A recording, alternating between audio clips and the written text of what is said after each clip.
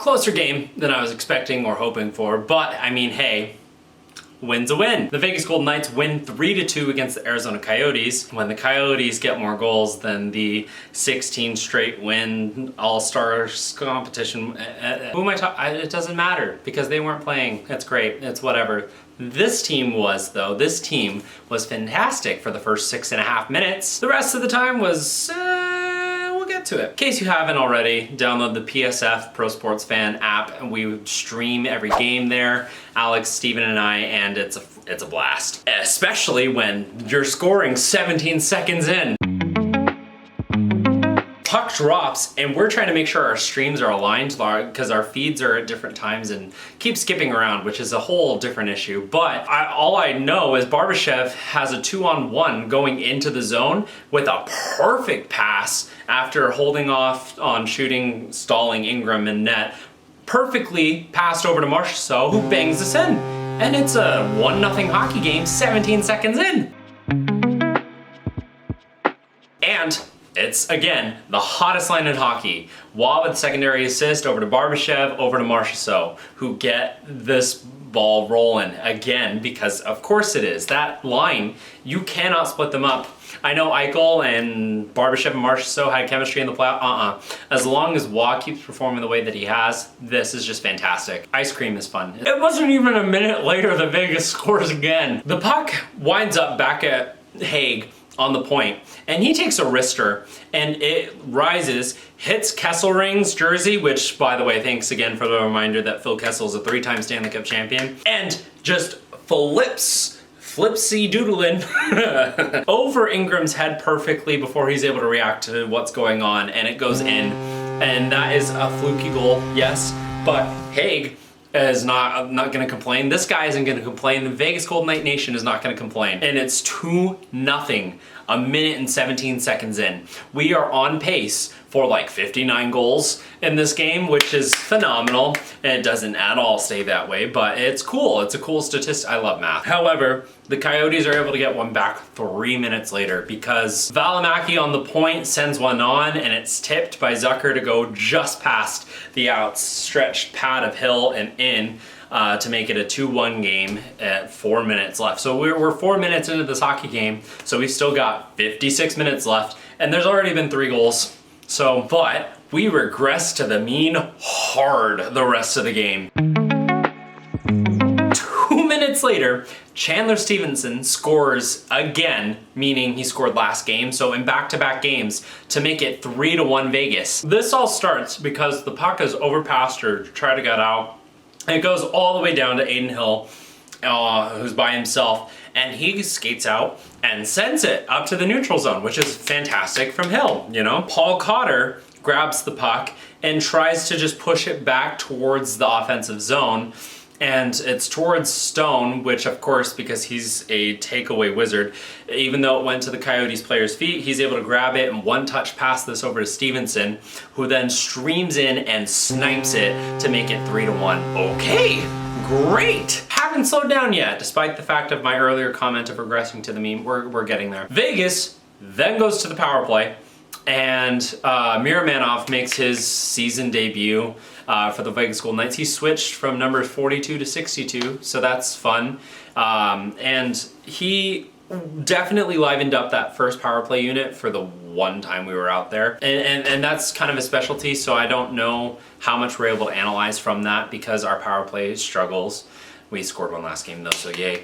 But Miramanov sends it to Marchessault, who curls and passes it behind the net to Karlsson, who then kind of lifts the puck into the air towards Mark Stone, who's in front, who tries to swing in it bad at whatever, and it does go in, but then not into the goal, in towards the crease, and then kind of goes out and towards Karlsson, who definitely elbows it forward, which you're not allowed to do, I guess. It wasn't into the goal, and it then goes towards Connor Ingram. I almost said the other guy because he comes in.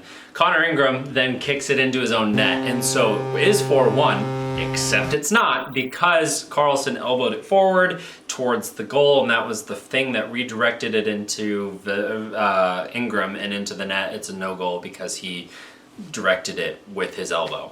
The ref on the ice said with his glove no. But redirecting it in any shape, way, or form with a part of your body on purpose, like pushing it forward, and redirecting into the goal, doesn't count. I think with the way that this one played out, it should have, because that's fun. And I would be saying this if the Yotes scored it. But it didn't, so 3-1 still. And that's how the period would end. And that's how the second period would end too, because not much happened in that second period. Alex, Steven, and I started talking about the randomest things, including YouTube analytics, so that's fun, that's out there. And then in the third period, the Coyotes are able to get one back because Clayton Keller has a breakaway goal, and he's Clayton Keller with really silky mitts, and honestly, would probably be a trade piece if he wasn't so gosh darn expensive to be able to do that for. And he rips one past Hill to make it a 3-2 game, and the Yotes kept going. My prediction was a 4-2 Vegas Golden Knight win with an empty netter. That doesn't happen because the Vegas Golden Knights cannot hit an empty netter. They did last game, but not tonight. There was an opportunity for them to do so, but Barbashev couldn't quite get to it fast enough. But the Vegas Golden Knights hold on 3-2, and I literally just got done recapping most of this game was in that first 10 minutes of the game, the first period. Overall, the rest of the game, Adin Hill was pretty solid. There's not really much you can do on a breakaway, which is just a gamble on both sides, a crapshoot. A tip, which you just gotta be lucky for, and then a 2-on-0. Those are the last 3 goals he's allowed in the last 2 games. 1.5 goals against average, not bad, dude. Front runner for the Vezina. I'm gonna repeat, Adin Hill for Vezina. A lot more wide open than that Oilers game, which is a good thing that the Oilers game wasn't that wide open, but against the Coyotes, you can kind of get away with that a little bit more. They have really good players. I really like Logan Cooley. He was my prediction for the Calder. He's kind of dropped off a little bit. Michelli's really good. McBain is a good dude. And Clayton Keller is phenomenal. And then Vermelka, who came in after the 4th goal, which was called back. So Connor Ingram got pulled because of a goal that didn't count, so that's fun. Vermelka played really, really well. He stopped everything that he faced, which wasn't really the most dangerous of chances from Vegas, but I mean, hey, he stopped them all, which is fantastic.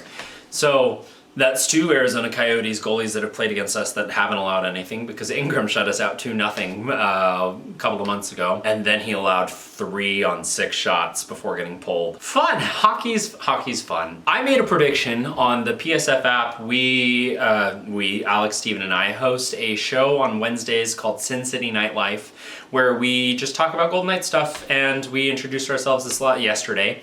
And so you can go back and watch that on the stream in the Golden Knights chat on the PSF app. Fun stuff! And I predicted that the Vegas Golden Knights, because looking at these next 10 games, they're all easily winnable games. And so I predicted that they win all 10 of them, because I'm an optimist. Starting off that way, 1-0, and hey, who knows? If we're able to rattle off, we're ending a 16 win streak and then go on and claim the win streak ourselves from that, that's great. You know, I would love for that to happen. I'm knocking on wood. Miro was in for White Cloud, which wasn't for injury reasons. It was a coaching decision. And I want to make this clear right now and here, because I don't think White Cloud did anything wrong or to deserve not having a spot. I think it was either probably personal reasons or whatever, or it could even be we're trying to see what we have with our 9 defensemen, because we have a clogged pipeline when it comes to our back end.